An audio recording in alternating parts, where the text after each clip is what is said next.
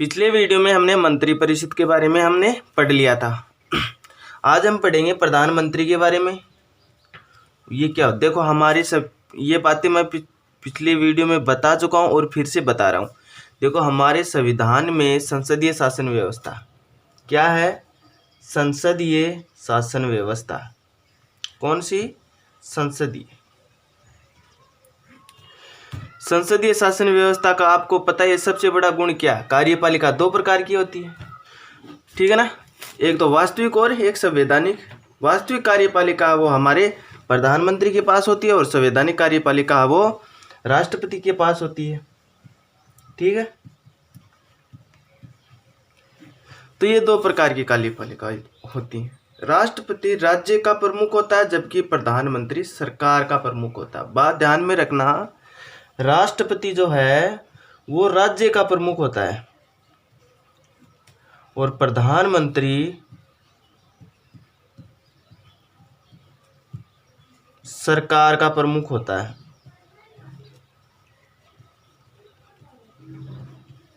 ठीक है। संविधान में प्रधानमंत्री का निर्वाचन एवं नियुक्ति की कोई वैसे तो कोई प्रक्रिया है नहीं। यानी संविधान ने जो प्रधानमंत्री का निर्वाचन किस प्रकार से होगा, इसकी नियुक्ति किस तरह से होगी, इसका संविधान में तो कहीं पर भी ये लिखा हुआ नहीं है। लेकिन फिर भी इसका संवैधानिक उपबंध है, क्योंकि ये बात तो स्पष्ट हो गई कि अनुच्छेद 74 और 75 ये दोनों ही अनुच्छेद प्रधानमंत्री के होने की पुष्टि करते हैं। क्योंकि अनुच्छेद 74 कहता है कि राष्ट्रपति को उनके कार्यों के लिए सलाह या सहायता देने के लिए एक मंत्रिपरिषद होगी जिसका प्रधान है वो प्रधानमंत्री होगा। अनुच्छेद 75 कहता है कि भाई प्रधानमंत्री की नियुक्ति है वो राष्ट्रपति करेगा और उसकी सलाह पर अन्य मंत्रियों की नियुक्ति करेगा। किसकी सलाह पर? प्रधानमंत्री की सलाह पर अन्य मंत्रियों की नियुक्ति करेगा। तो ये बातें तो हो गई कि भाई प्रधानमंत्री का अस्तित्व है हमारे संविधान में है, लेकिन उनके जो निर्वाचन और नियुक्ति है इनके बारे में कोई प्रावधान नहीं किया गया। संसदीय शासन व्यवस्था में सबसे बड़ी बात तो ये है कि जो हमारा जो प्रधानमंत्री है वो संसद के जो निचले सदन है, यानी हमारे देश में उसको क्या कहते हैं? लोकसभा कहते हैं। लोकसभा में बहुमत प्राप्त होना चाहिए। क्या? बहुमत। यानी संसद का जो निचला सदन होता है, यानी हमारे देश में उसे लोकसभा कहते हैं। प्रधानमंत्री को लोकसभा में बहुमत प्राप्त होना चाहिए। बहुमत का ये समर्थन ही प्रधानमंत्री को शक्तिशाली बनाता है। ये जो बहुमत का समर्थन है यही प्रधानमंत्री को शक्तिशाली बनाता है। जैसे ही प्रधानमंत्री बहुमत का समर्थन खो देता है वह अपने पद भी खो देता है। बहुमत खो दिया तो अपना पद भी खो देता है। स्वतंत्रता के बाद कई वर्षों तक कांग्रेस पार्टी को लोकसभा में बहुमत बना रहा, जिससे उनके नेता प्रधानमंत्री बनते रहे। लगभग 89 तक जो है कांग्रेस का प्रभुत्व रहा, उसके प्रधानमंत्री रहे। ऐसी परिस्थिति में नेता को सहयोगी दल भी स्वीकार कर लेते हैं। कई बार क्या होता है कि पार्टी है वो औपचारिक रूप से मतलब कि फुल समर्थन नहीं मिलने पर क्या कि दूसरे दल यानी 5-4 दल मिलाकर के एक नई पार्टी का निर्माण कर लेते हैं, यानी मिलीजुली सरकार का निर्माण कर लेते हैं। राष्ट्रपति ही प्रधानमंत्री की नियुक्ति करता है, ये सबको पता है। देखो, प्रधानमंत्री तय करता है कि उसकी मंत्रिपरिषद में कौन कौन मंत्री होंगे। नंबर 1 पूछ ले कि वे कौन तय करता है कि उनकी मंत्रिपरिषद में कौन कौन मंत्री होंगे, तो प्रधानमंत्री तय करता है कि हम कौन कौन मंत्री होंगे। प्रधानमंत्री विभिन्न मंत्रियों के पद स्तर मंत्रालय का आवंटन करता है, ठीक है। मंत्रियों को उनकी वरिष्ठता राजनीतिक महत्व के अनुसार मंत्रिमंडल का मंत्री या राज्य मंत्री या उप मंत्री बनाना है, वो सारा का सारा कार्य किसका होता है? प्रधानमंत्री का होता है। इसी प्रकार राज्यों के मुख्यमंत्री होते हैं, वो अपने राज्यों में करते हैं। प्रधानमंत्री और सभी मंत्रियों के लिए संसद का सदस्य होना अनिवार्य है। पिछले वीडियो में बता चुका हूँ, अनुच्छेद 75 5 के अनुसार यदि कोई मंत्री संसद के किसी सदन का सदस्य नहीं है तो उसे 6 माह के भीतर संसद के किसी भी सदन की सदस्यता ले लेनी चाहिए। अगर वो सदस्यता नहीं लेता है तो उसे अपने मंत्री पद से त्यागपत्र देना पड़ता है। ठीक है ना। संसदीय शासन की सबसे बड़ी विशेषता यही है कि कार्यपालिका सतत रूप से जो व्यवस्थापिका है उसके नियंत्रण में रहती है। किसके नियंत्रण में? कार्यपालिका जो किसके नियंत्रण में रहती है? व्यवस्थापिका के। व्यवस्थापिका के नियंत्रण में कार्यपालिका रहती है। ठीक है। मंत्री परिषद लोकसभा के प्रति उत्तरदायी होते हैं, यानी जो प्रधानमंत्री और समस्त जो मंत्री परिषद है वो किसके प्रति उत्तरदायी रहती है? लोकसभा के। ध्यान रखना, लोकसभा के। एक बात आ जाए कि भाई सामूहिक रूप से, ध्यान रखना ये बात भी, जो मंत्री परिषद तो प्रधानमंत्री एवं जो समस्त जो मंत्री परिषद है वो सामूहिक रूप से, ये बात याद रखना, किस रूप से? सामूहिक रूप से लोकसभा के प्रति उत्तरदायी रहती है। किसके प्रति? लोकसभा की उत्तरदायी रहती है। यदि सरकार लोकसभा में अपना विश्वास खो देती है या मत खो देती है तो समस्त मंत्री परिषद को त्यागपत्र देना पड़ता है। क्या देना पड़ता है? त्यागपत्र देना पड़ता है। तो कहने का तात्पर्य है, यदि मंत्री परिषद और प्रधानमंत्री के पास लोकसभा में बहुमत नहीं है तो उसका अस्तित्व भी नहीं है। कहने का मतलब है कि जो सामूहिक उत्तरदायित्व है वो मंत्रिमंडल के एकजुटता का सिद्धांत है। मंत्रिमंडल के एकजुटता का सिद्धांत है।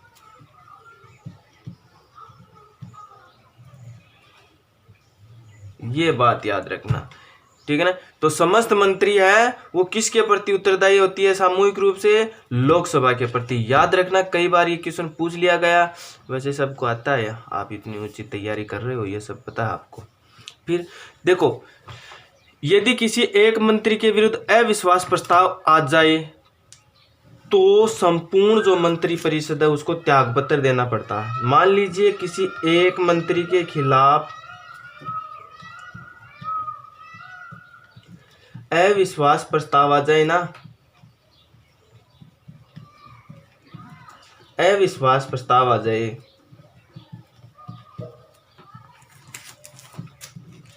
तो सारी की सारी मंत्री परिषद को है वो त्यागपत्र देना पड़ता है। ठीक है।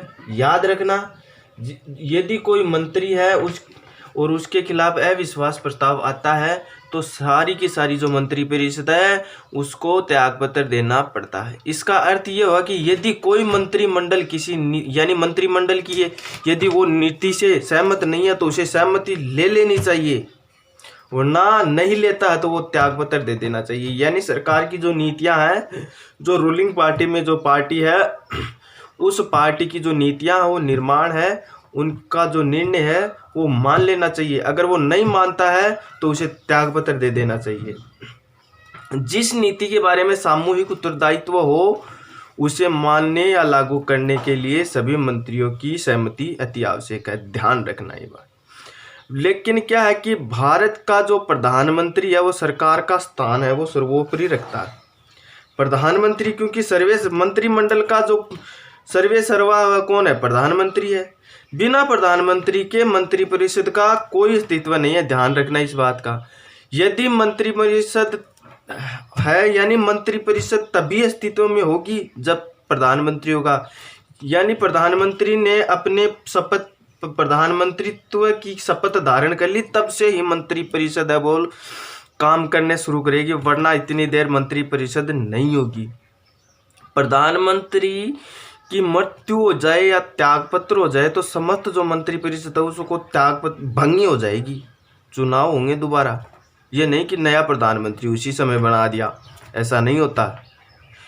और जबकि कोई मंत्री की या कोई मंत्री हो वो मर्जी आ गए जना एक पद खाली हो जाए, लेकिन प्रधानमंत्री अगर बीच में टपक गो तो पूरा को पूरा चुनाव ही होगा, पूरी की पूरी मंत्री परिषद है वह पूरी की पूरी खाली हो जाएगी।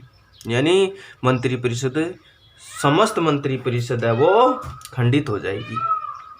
प्रधानमंत्री एक तरफ तो मंत्री परिषद तथा दूसरी तरफ राष्ट्रपति और संसद के बीच की कड़ी का काम करता है। कौन? प्रधानमंत्री। कौन करता है? प्रधानमंत्री। किस किस के बीच करता है? देखो, प्रधानमंत्री एक तरफ तो मंत्री परिषद, भाई क्यों मंत्री परिषद को तो सर्वे सर्वा है जना, इको तो करनो ही करनो। एक तरफ तो मंत्री परिषद, ठीक है, दूसरी तरफ राष्ट्रपति,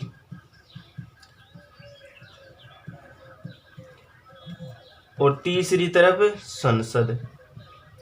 गुरुजी संसद को किया है, संसद को भी बता से बेटा किया आके बीच को काम करे। प्रधानमंत्री है वो समस्त मंत्री परिषद की बात सुनोगो और राष्ट्रपति ने खागो, राष्ट्रपति भी संसद में मेल देगो ये किया। तो आकी बीच की कड़ी को काम कौन करे? प्रधानमंत्री करता है। कौन करता है? इन बीच की कड़ी का कार्य करता कौन? प्रधानमंत्री। यानी प्रधानमंत्री इनके बीच की कड़ी है, चैन है, ठीक है ना भाई। हमारे देश में एक प्रधानमंत्री हुआ, सबसे पहला प्रधानमंत्री को था पंडित जवाहरलाल नेहरू। उन्होंने प्रधानमंत्री को सरकार की केंद्रीय दूरी की संज्ञा दी है। प्रधानमंत्री ने कहा है कि प्रधानमंत्री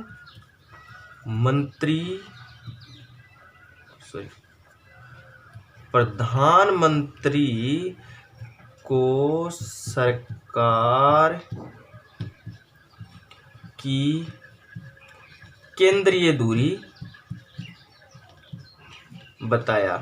किसने? JL नेहरू ने।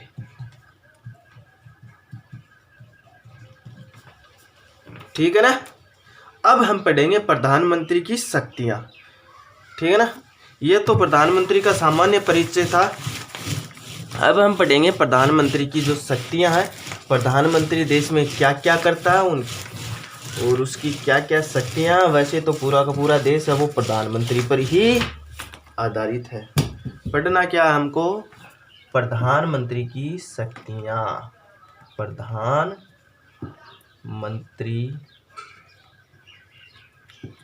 की शक्तियां। देखो, प्रधानमंत्री, सबसे पहली बात तो प्रधानमंत्री है वो लोकसभा में बहुमत दल का नेता होता है। किसमें? लोकसभा में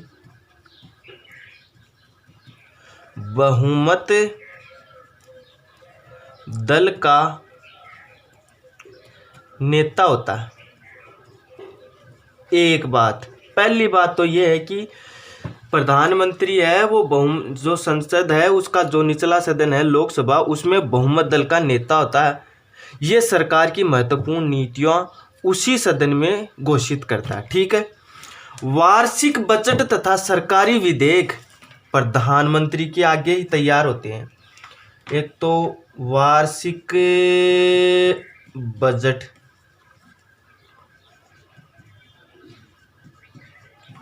प्लस सरकारी विधेयक।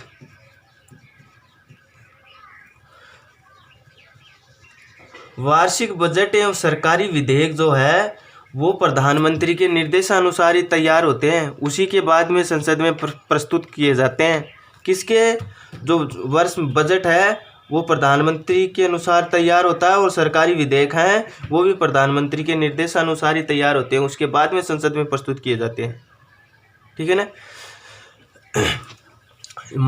प्रधानमंत्री का सबसे महत्वपूर्ण कार्य है जो मंत्री परिषद है, यानी कौन? प्रधानमंत्री का सबसे जो प्रमुख कार्य है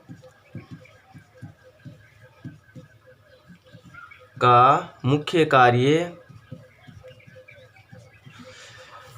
मंत्री परिषद को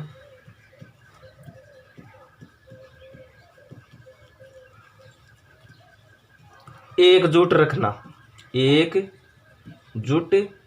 रखना, सबसे मुख्य कार्य यही है, ठीक है ना। तो 3 बातें हो गई, ठीक है ना।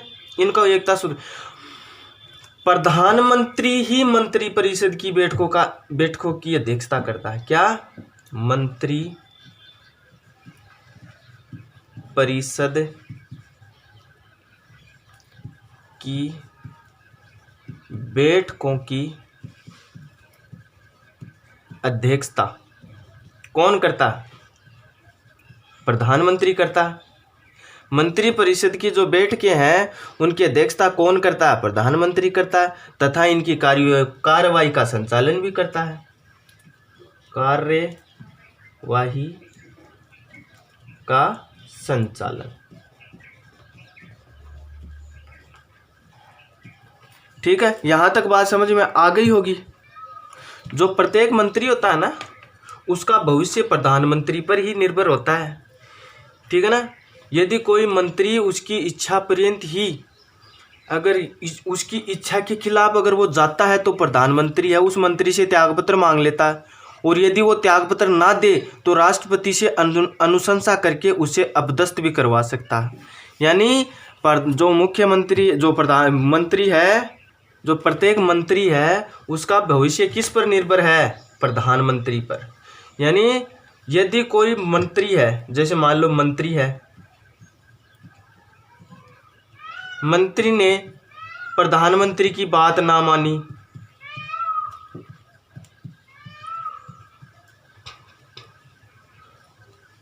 मंत्री से अगर मंत्री ने प्रधानमंत्री की बात न मानता है तो उस मंत्री से प्रधानमंत्री त्यागपत्र मांग सकता है, त्यागपत्र मांग सकता है।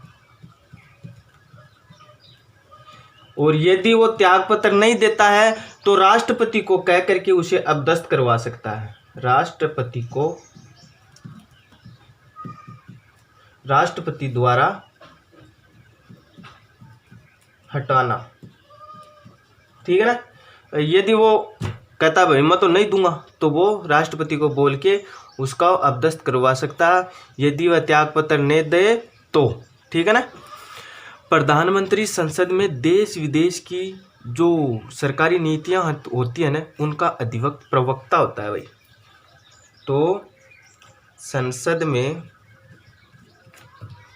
देश व विदेश की नीतियों का प्रवक्ता क्या होता है? देश विदेश में जो नीतियां बनाई जाती है उनका प्रवक्ता होता है ना। और दूसरी बात, जो विदेशों में, जो अंतर्राष्ट्रीय जगत में जो भारत का जो प्रतिनिधित्व है वो केवल प्रधानमंत्री करता है। तो प्रधानमंत्री क्या करता है? विदेशों में वैदेशिक प्रतिनिधित्व किसकी ओर से?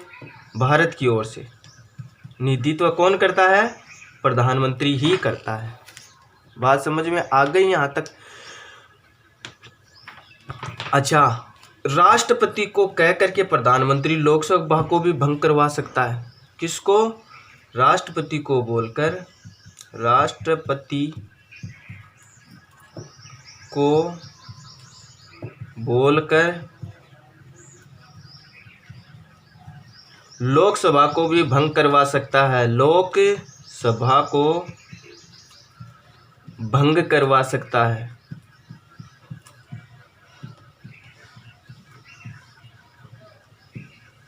तो प्रधानमंत्री लोकसभा को भी भंग करवा सकता है, ठीक है ना।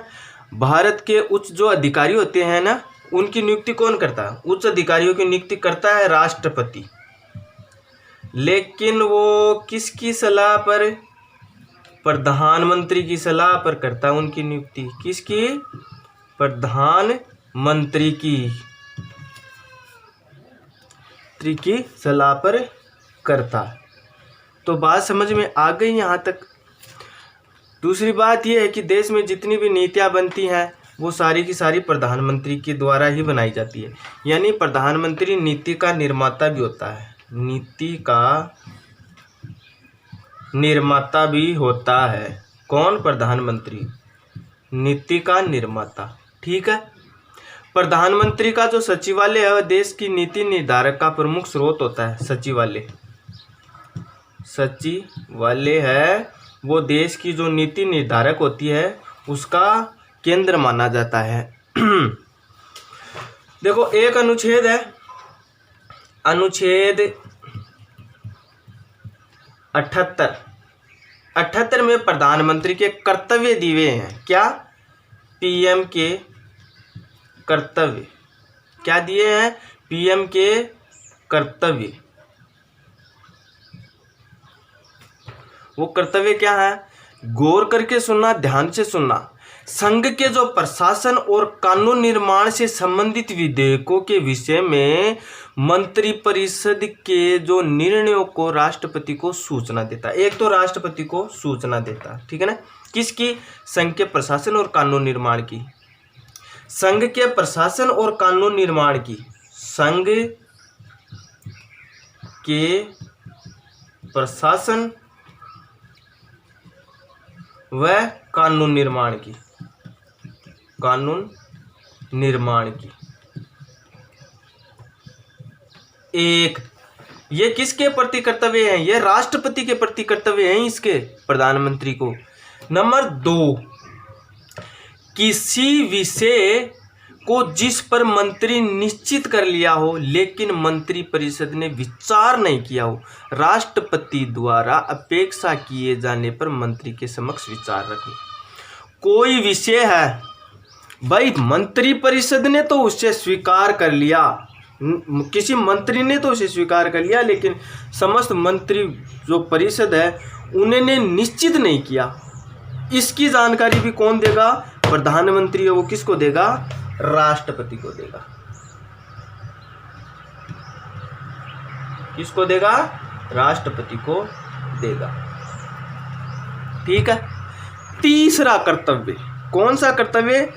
तीसरा कर्तव्य भाई, तीसरा कर्तव्य कहता है कि संघ के प्रशासन के संबंध में रखने वाले मामलों तथा कानून निर्माण से संबंधित प्रस्तावों के बारे में राष्ट्रपति को प्रधानमंत्री सूचना दे। किसके? संघ के प्रशासन से संबंध रखने वाले मामलों में।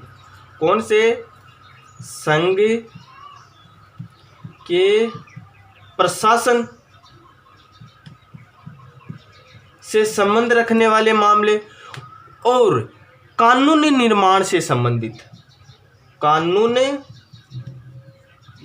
निर्माण से जो संबंधित है, कानून निर्माण से संबंधित प्रस्तावों के बारे में राष्ट्रपति को सूचना देगा, जिसे वह राष्ट्रपति मांगे। तो ये प्रधानमंत्री के कर्तव्य थे। किसके प्रति? राष्ट्रपति के प्रति कर्तव्य थे प्रधानमंत्री के। हमारे देश में जो प्रधानमंत्री है उसकी सरकार महत्वपूर्ण निर्णयों में सम्मिलित होती है और सरकार की नीतियों के बारे में निर्णय लेता कौन? प्रधानमंत्री। इस प्रकार प्रधानमंत्री की शक्तियां अनेक स्रोत है। जैसे मंत्रिपरिषद पर नियंत्रण किसका होता है? प्रधानमंत्री का। किसका नियंत्रण होता है? प्रधानमंत्री का। लोकसभा का नेतृत्व कौन करता है? प्रधानमंत्री करता है। कौन करता है? अधिकारी वर्ग का अधिपत्य कौन करता है? प्रधानमंत्री। मीडिया तक पहुंच किसकी है? प्रधानमंत्री के। चुनाव के दौरान व्यक्तित्व का उभार किसका है? प्रधानमंत्री का। आज है मोदी है तो मोदी लहर की वजह से जीत रहा है, अपनी मोदी लहर की वजह से अब उसका अस्तित्व है। ठीक है। अंतर्राष्ट्रीय सम्मेलनों, विदेश यात्राओं, राष्ट्रीय नेता की छवि के रूप में किसकी? आज विदेश में जानते हैं तो मोदी को जानते हैं, न कि अन्य प्रकार के नेताओं को थोड़ी जानते हैं। तो ये सारी की सारी बातें प्रधानमंत्री, लेकिन प्रधानमंत्री की शक्तियां और उनके जो प्रयोग है राजनीतिक परिस्थितियों पर निर्भर करती है। क्योंकि जब तक मंत्री है या प्रधानमंत्री है उनका लोकसभा में अस्तित्व में है, यानी लोकसभा में उनका बहुमत है, तब तो ये बातें प्रधानमंत्री के बारे में वास्तविक सी लगती हैं। लेकिन यदि मिलीजुली सरकार है तो ऐसी परिस्थिति में संभावित नहीं होता है। ठीक है। क्या नहीं होता? संभावित नहीं होता है, क्योंकि उनका प्रयोग तत्कालीन राजनीतिक परिस्थितियों पर निर्भर करता है।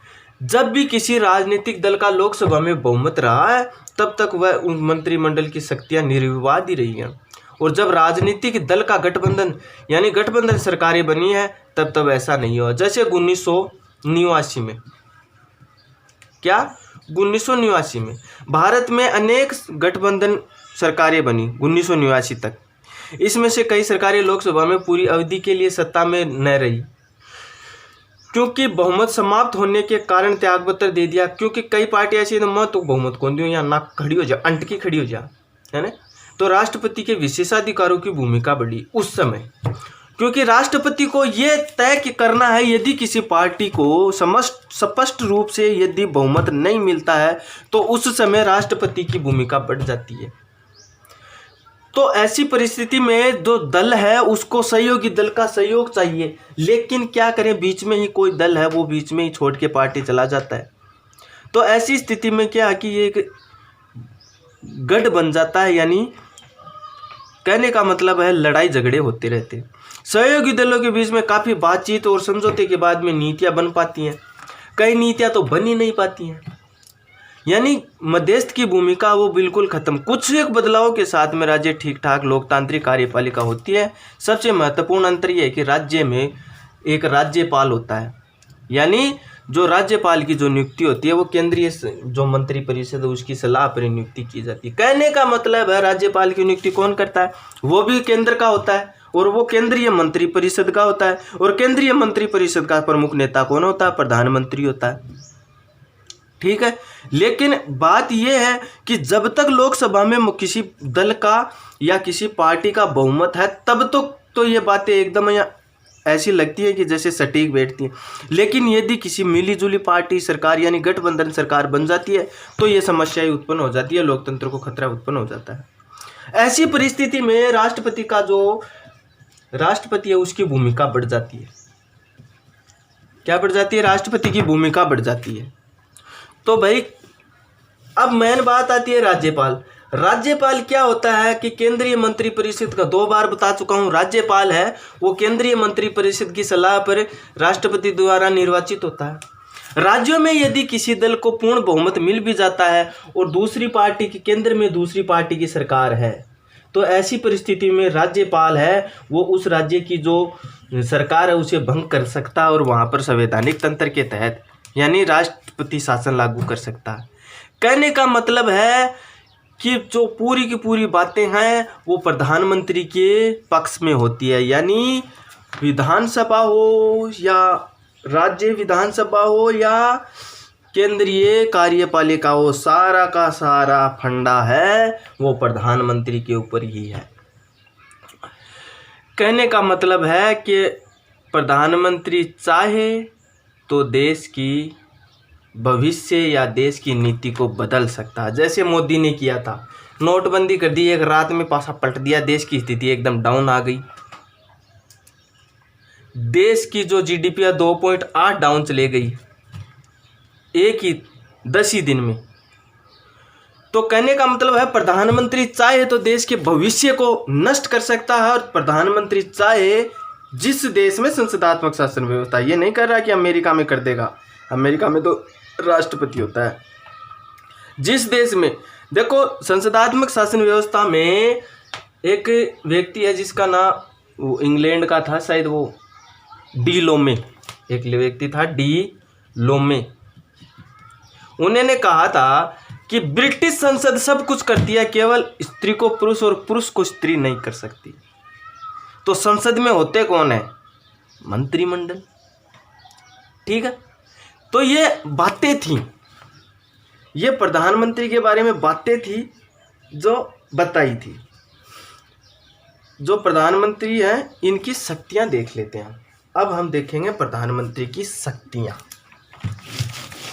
इतनी देर हम प्रधानमंत्री के परिचय को लेकर थे कि वो क्या कर सकता है। देखो, नंबर 1 मंत्री परिषद का निर्माण है। मंत्री परिषद का निर्माण कौन करता है, प्रधानमंत्री करता है, ठीक है ना। अनुच्छेद 75 में प्रधानमंत्री की नियुक्ति कौन करता है, राष्ट्रपति। और अनुच्छेद 75 राष्ट्रपति की प्रधानमंत्री है उसकी नियुक्ति कौन करता है, राष्ट्रपति। और प्रधानमंत्री की सलाह पर कौन किसकी नियुक्ति करते हैं, अन्य मंत्रियों की नियुक्ति। सलाह कौन देगा, प्रधानमंत्री। किसको, राष्ट्रपति को। कि भाई अन्य मंत्री उनकी भी नियुक्ति करो, ठीक है ना। प्रधानमंत्री निर्णय करता है कि मंत्री परिषद में कितने मंत्री होंगे, ठीक है।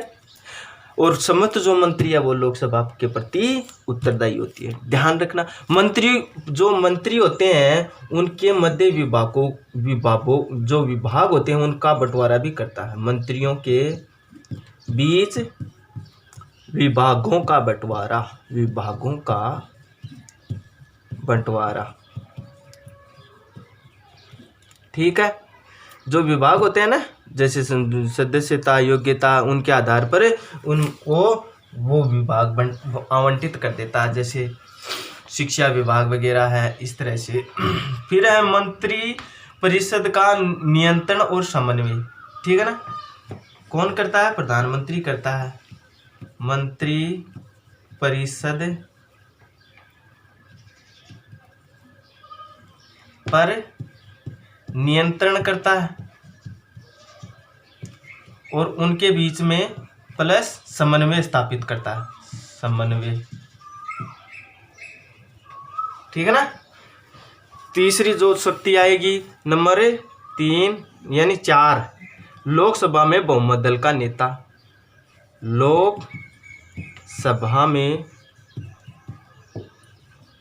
बहुमत दल का नेता, बहुमत दल का नेता होता है कि नहीं होता? प्रधानमंत्री है वो लोकसभा में बहुमत दल का नेता होता है। यदि लोकसभा में उसे बहुमत प्राप्त नहीं है तो समस्त मंत्री परिषद को त्यागपत्र देना होता है। तो इसीलिए लोकसभा में उसे बहुमत प्राप्त होना अति आवश्यक है, ठीक है। इसके अलावा ये शक्तियां थी। अब हम पढ़ेंगे राष्ट्रपति तथा मंत्री मंडल के बीच में जो संबंध स्थापित करता है उसके बारे में देखेंगे। यानी जो प्रधानमंत्री है वो एक तो राष्ट्रपति और एक मंत्रिमंडल, इनके बीच में संबंध स्थापित करता कैसे होता है। देखो टॉपिक क्या है? राष्ट्रपति तथा मंत्रिमंडल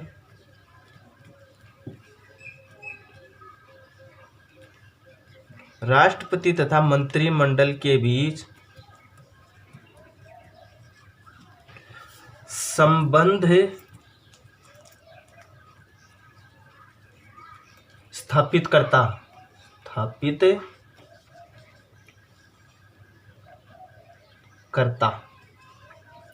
भाई राइटिंग ऐसे ही है, देख लेना। देखो, प्रधानमंत्री राष्ट्रपति को मंत्रिमंडलों के निर्णय से परिचित कराता है। नंबर 1, प्रधानमंत्री है वो मंत्रिमंडल के निर्णय से परिचित कराता है। किसको? राष्ट्रपति को। एक बात और, वही राष्ट्रपति को परामर्श देता है जो मंत्रिमंडल तक पहुंचाता है, ठीक है। विदेश नीति का निर्धारण कौन करता है? प्रधानमंत्री करता है। किसकी? विदेश नीति। विदेश नीति का निर्धारण कौन करता है? प्रधानमंत्री करता है।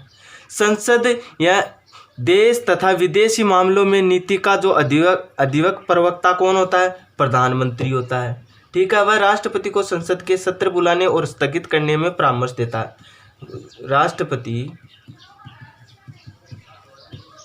को संसद का सत्र बुलाने और उस सत्र को स्थगित करने का परामर्श देता है और स्थगित करने का परामर्श देना, ठीक है। ये बात हो गई। जो प्रधानमंत्री है वह योजना आयोग का अध्यक्ष होता है, योजना आयोग का, ठीक है। वह राष्ट्रीय विकास परिषद का अध्यक्ष होता है, राष्ट्रीय विकास परिषद। वह राष्ट्रीय परिषद का अध्यक्ष होता है, राष्ट्रीय परिषद। वह अंतर्राष्ट्रीय परिषद का अध्यक्ष होता है, अंतर्राष्ट्रीय परिषद का अध्यक्ष होता है। वह आपातकाल के दौरान राजनीतिक स्तर यानी आपदा प्रबंधन का प्रमुख भी होता है। वह सेनाओं का राजनीतिक प्रमुख होता है। तो सेनाओं का का राजनीतिक प्रमुख कौन होता है? प्रधानमंत्री होता है। ठीक है ना। तो ये बातें थी प्रधानमंत्री के बारे में, प्रधानमंत्री की शक्तियां पढ़ी, प्रधानमंत्री का परिचय पढ़ा। कुछ बातें हैं जैसे देखो किसने क्या कहा प्रधानमंत्री, doctor Ambedkar, B.R. Ambedkar. Doctor Ambedkar जो थे हमारे संविधान सभा में ड्राफ्टिंग कमेटी बोल सकते हैं, और उसी कमेटी को पांडुलेखन समिति भी बोल सकते हैं, और उसी को प्रारूप समिति बोल सकते हैं, उनके अध्यक्ष थे। ठीक है ना। इन्होंने कहा था कि प्रधानमंत्री के हमारे संविधान के अंतर्गत किसी कार्यकारी की यदि अमेरिका के राष्ट्रपति से तुलना करें ना, तो वो प्रधानमंत्री है, न कि राष्ट्रपति। ये बात किसने कही थी? अंबेडकर ने कहा था कि हमारे संविधान के अंतर्गत किसी कार्यकारी की यदि अमेरिका के राष्ट्रपति से तुलना करें तो वह है प्रधानमंत्री है, न कि राष्ट्रपति है। भाई मुनरो ने कहा, किसने? मुनरो ने, प्रधानमंत्री राज्य की नौका का कप्तान है। किसका? नौका का कप्तान है। ठीक है। मुनरो ने कहा कि प्रधानमंत्री है वो राज्य रूपी नौका है, उनका कप्तान है। रेमजे मेयोर ने तो जहाज का मल्लाह बता दिया। रेमजे मेयोर ने जहाज का मल्लाह बता दिया, मल्लाह है कह दिया। तो दोस्तों ये प्रधानमंत्री के बारे में था। अगर वीडियो अच्छा लगा हो तो लाइक कर देना, और एक दिन प्रधानमंत्री राष्ट्रपति की ऑफिस है वो एक साथ में बता देंगे, तो वीडियो को शेयर करना ज़्यादा से ज़्यादा। जय हिंद, जय भारत।